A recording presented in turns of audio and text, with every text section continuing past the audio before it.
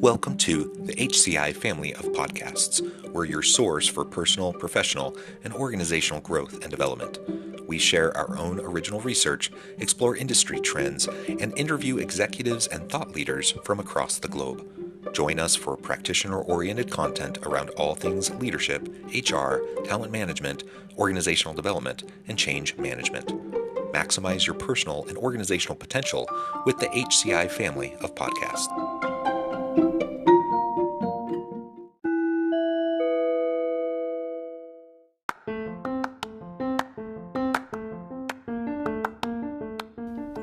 Welcome to the podcast. In this podcast episode, I talk with Christopher van Bergen about corporate social responsibility and responsible sourcing.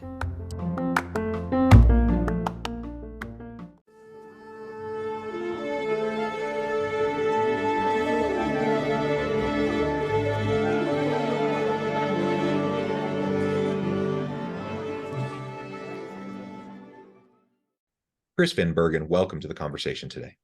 Thank you very much. Happy to be here. Thanks, John. It is a pleasure to be with you. Where are you joining me from? I live in St. Louis, Missouri. Used to live in New York, and like with COVID, everybody else, we went remote. We had our office in downtown New York and went remote, and we stayed remote. So we were able to move closer to family. So my wife's family is here in St. Louis. So that's where we are.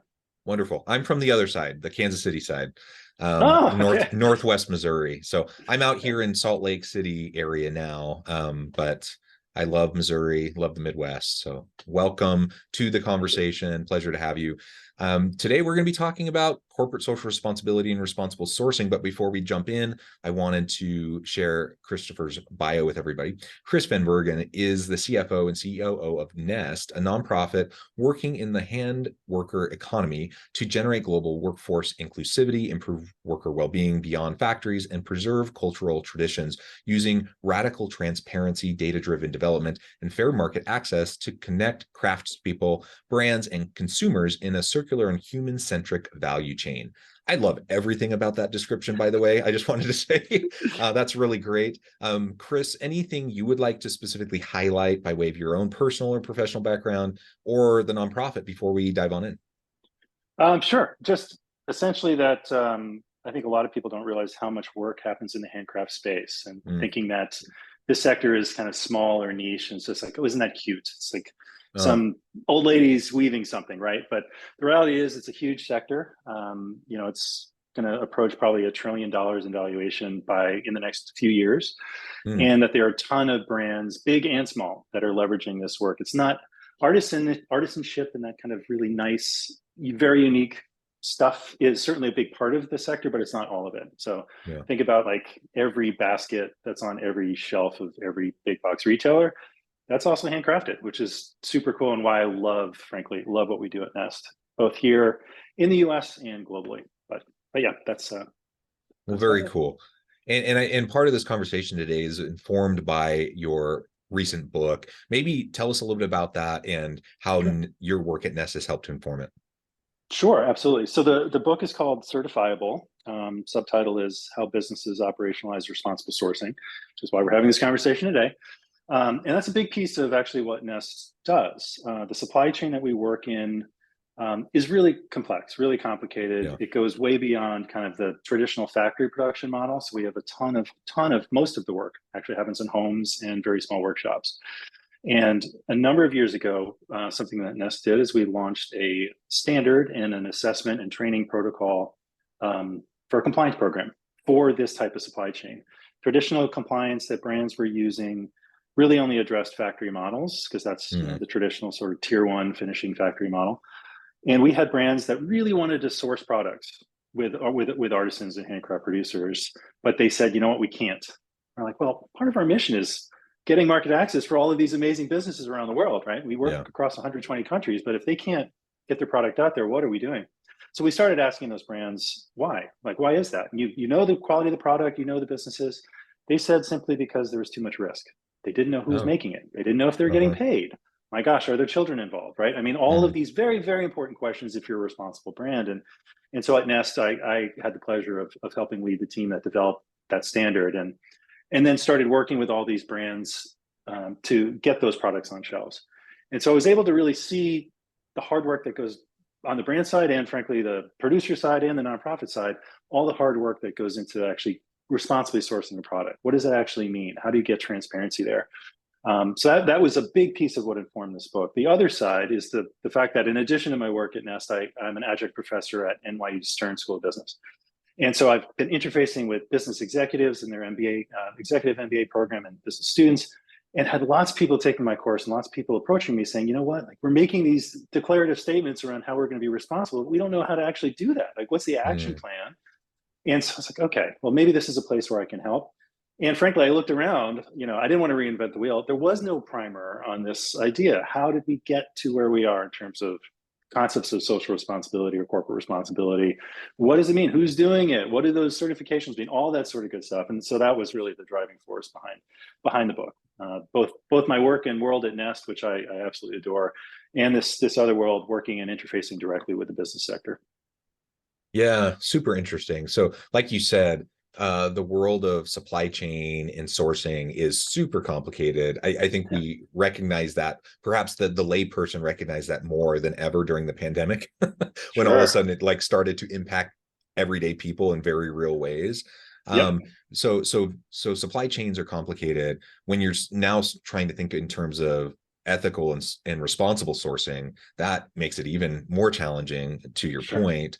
And all of this is happening within a context of, you know, corporate social responsibility, triple bottom line, ESGs, stakeholder capitalism, you know, all the different frameworks and terms that people are using. And in companies, I think most companies want to do right. They don't want to have child sweatshops. You know, they want to do right by people, and they want to do right by the communities in which they function. But it is complicated. And to your point, with your students at NYU, I think you said, yes, that's right, that they don't know what to do, and people don't want to just do performative stuff. They don't want to just like make a statement and then go back on it, but they don't really know how to actually create the systems and the processes to help them accomplish what they say they're doing, or at least what they want to do, their aspirational goals in this arena. So anyways, I just wanted to reiterate, super complicated space, a really challenging space, but just because it's complicated and challenging and messy doesn't mean we shouldn't try to tackle it. So thank you for entering the space and trying to help clarify and shed a light on some of these sorts of things.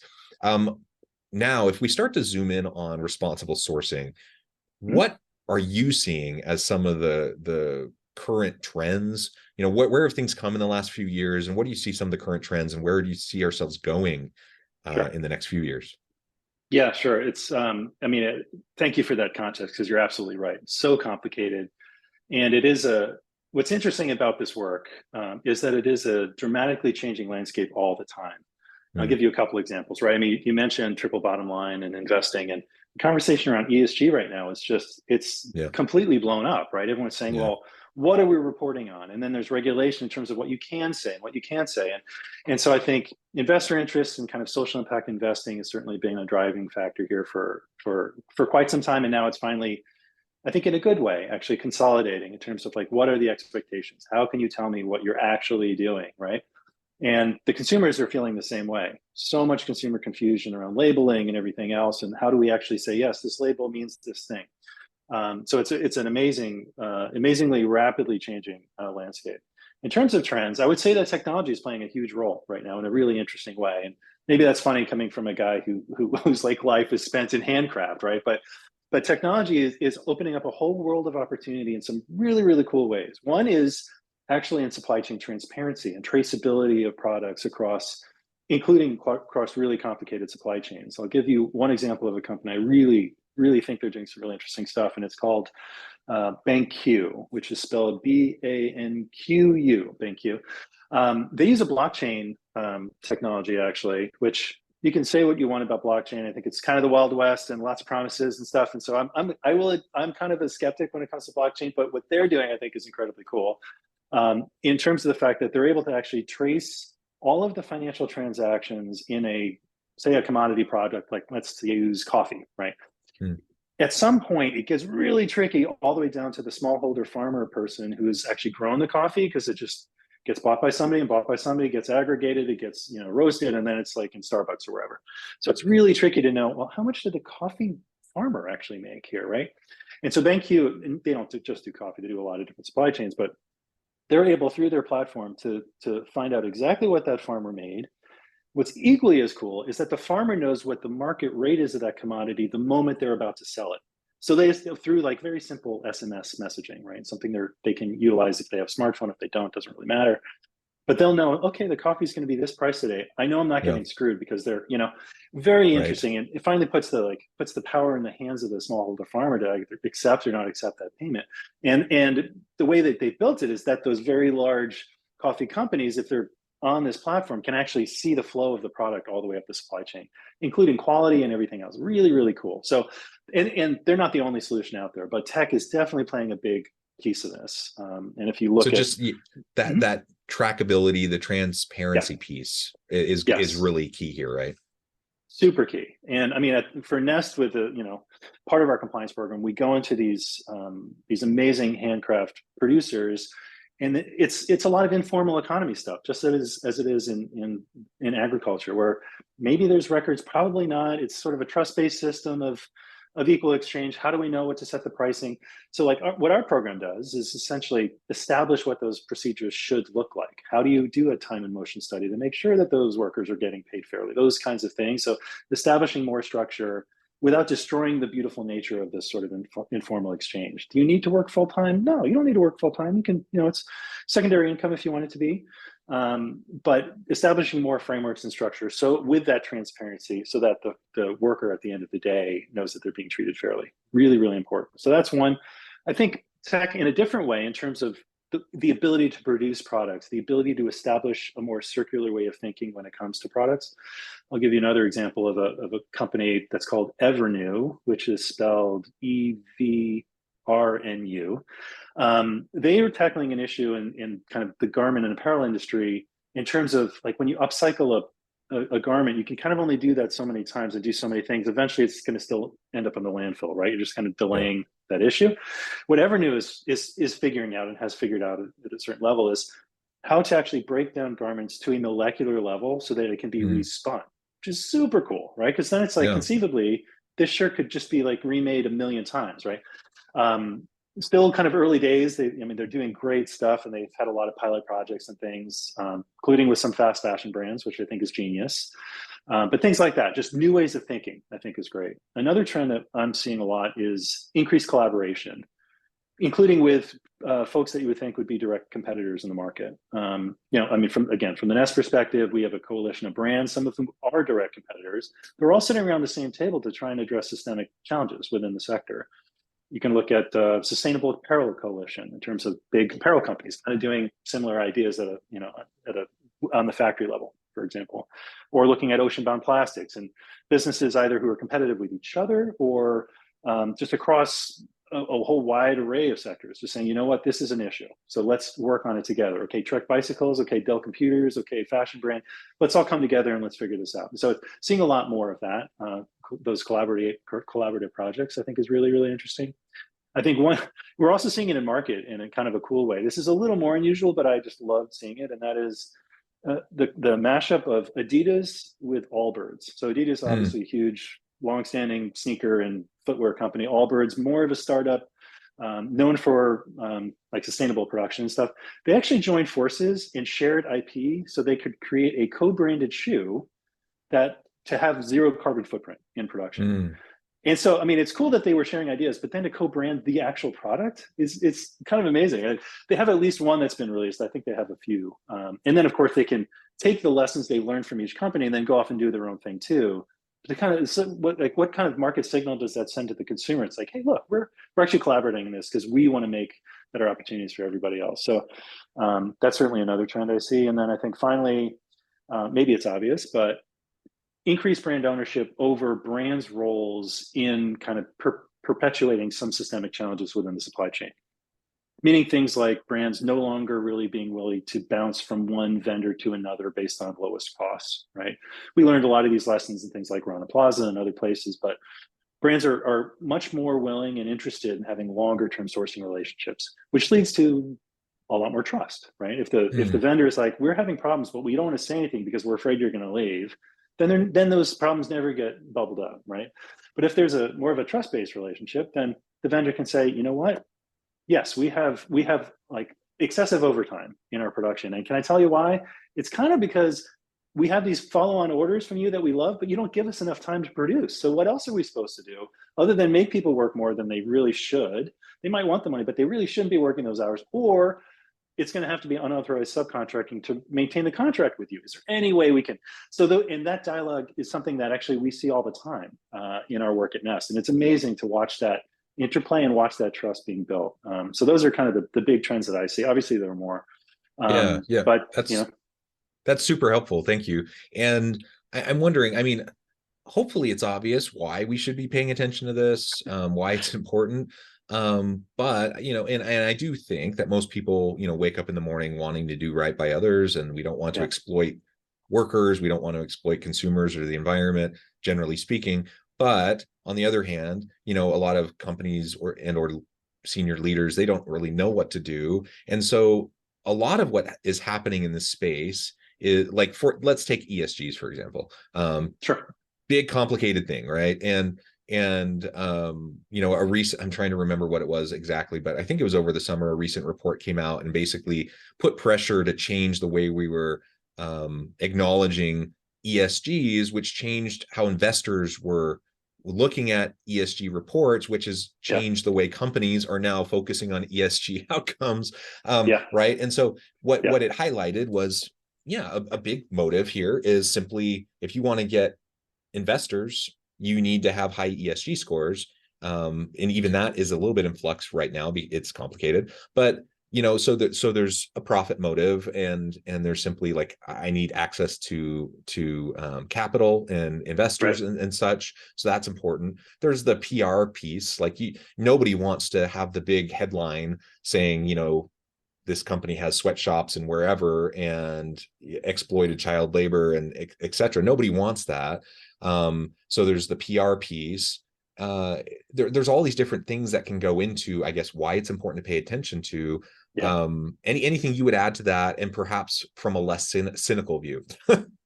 I'll try and be less cynical. I will say, I don't want it to be misconstrued that just because I work for a nonprofit and am a bleeding heart liberal, I don't think that these do need to be kind of profit-driven exercises, right? Like this business and the for-profit sector is critical. And like, don't become a nonprofit. You know, it's like, don't do that.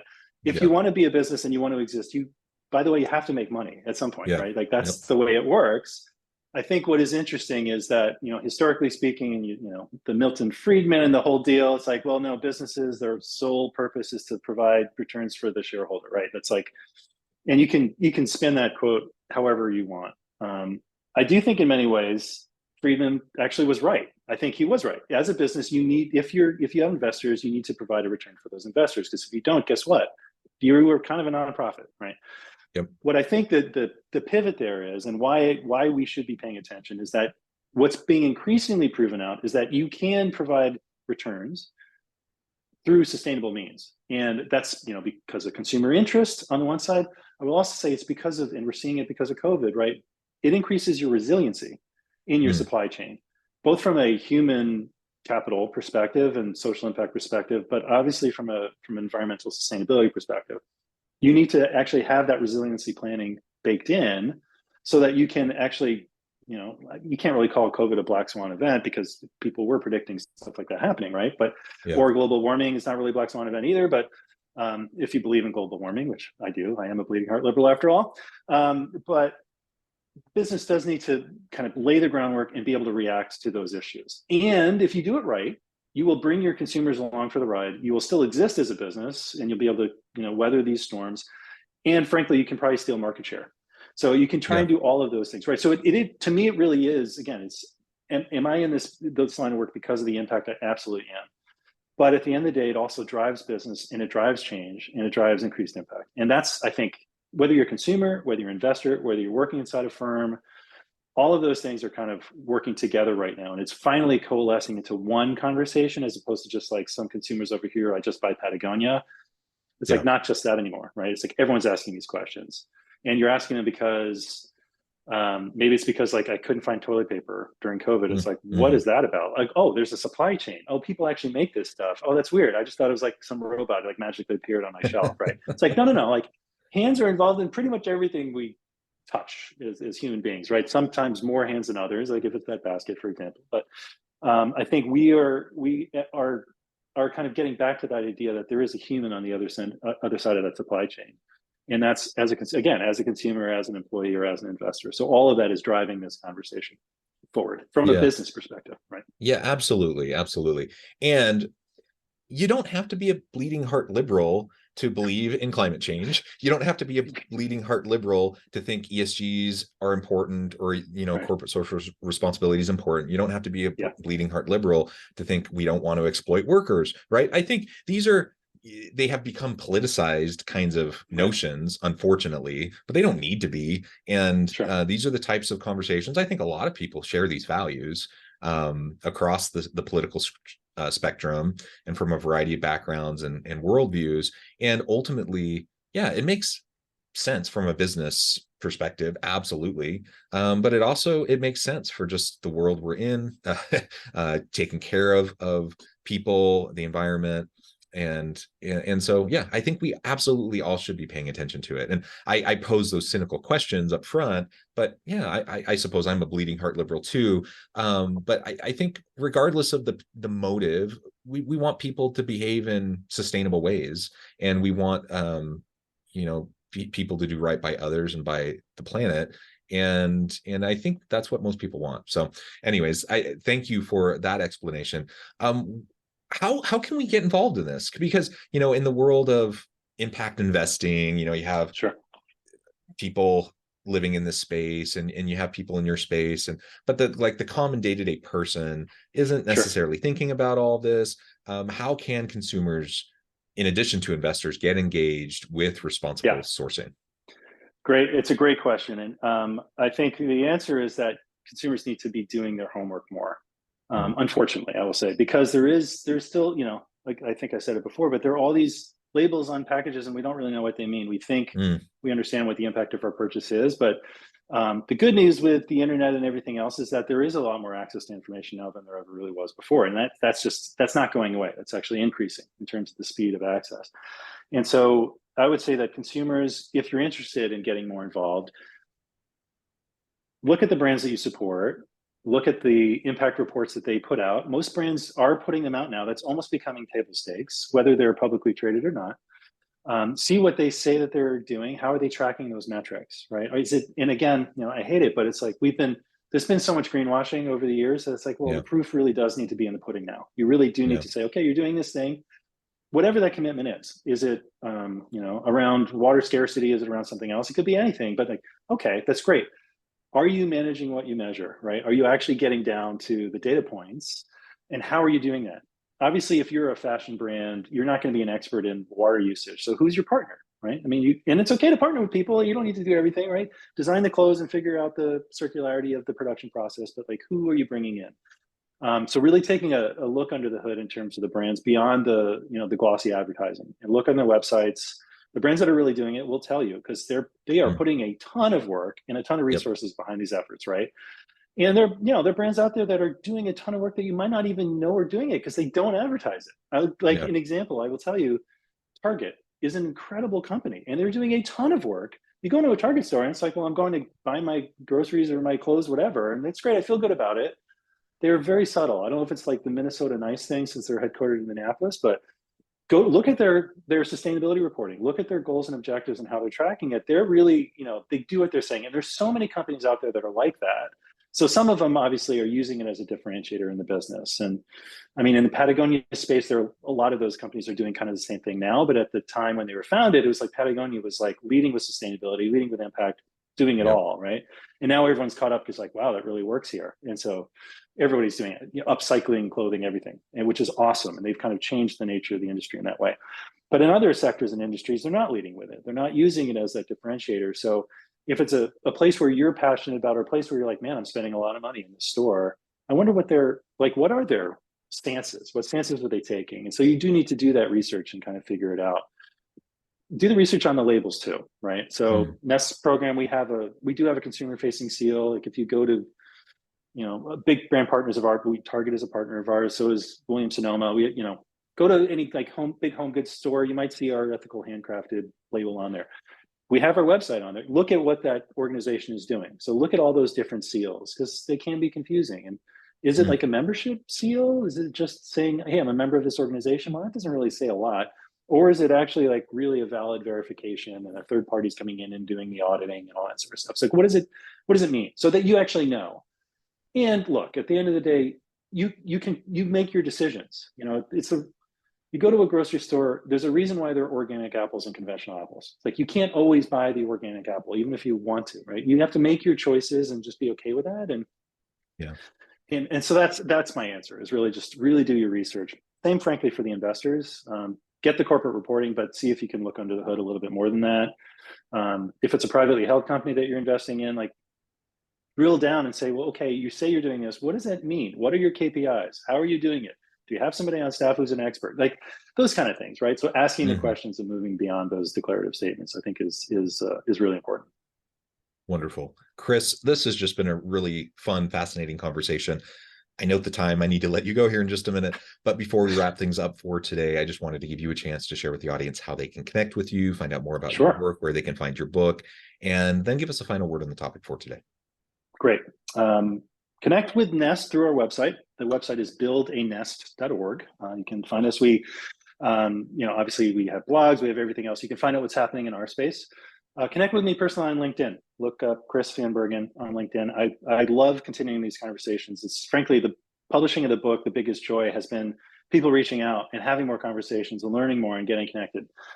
So please do that. Happy to connect with anybody who's interested. Happy to talk about this conversation all day long. You can find my book where you can find books, right? You can find it on Amazon. You can find it in Barnes & Noble, everywhere else. Look up Certifiable. Subtitle is How Businesses Operationalize Responsible Sourcing, or just search my name as the author. Buy it, read it, connect with me. I would love to do that. And in terms of the topic, I would say, don't give up. It sometimes can feel overwhelming. Like you're always going to make the wrong choice. It's like, oh, I thought that chocolate bar was ethical. Oh my gosh, what am I going to do? We can only do what we can do, right? We can just, every step in the right direction is a step in the right direction. And we talk to brands about this all the time at Nest, right? It's like you actually can't eat the whole elephant all at once. You just have to figure out what are those, those SMART goals, those actionable goals, the small ones that you can actually make those easy wins and get to where you want to be and want to go. And just know that your intentions are to be as good as you can be when it comes to being a consumer or investor or running a business.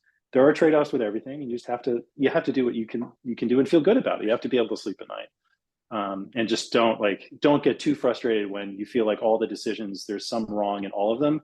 Sometimes it's just what's the least bad. Sometimes it's like, oh, this is great, we're going to do this. It's obvious. Sometimes you just have to go where you can go, and figure out, okay, this didn't feel great. What can we do next time? How do we actually get there? So don't give up, I think is the moral of that story. Wonderful. Chris, thank you so much. It's been a real pleasure. I encourage the audience to reach out, get connected, find out more about what Chris and his team can do for you. Check out the book. And as always, I hope everyone can stay healthy and safe, that you can find meaning and purpose at work each and every day. And I hope you all have a great week.